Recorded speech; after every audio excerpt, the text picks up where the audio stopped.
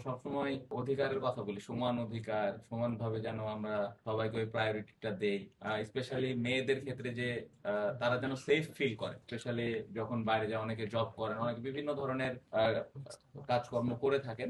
But দিন শেষে যখন একটা মেয়ে বাইরে রাস্তায় হাঁটবে বা কোনো একটা জায়গায় কাজের জন্য যাবেন, সেখানে যেন সেফ ফিল করে। তো এই জিনিসটা আমরা সবাই কিন্তু চিন্তা করি বা ফিল করি যে এরকমই হওয়া উচিত।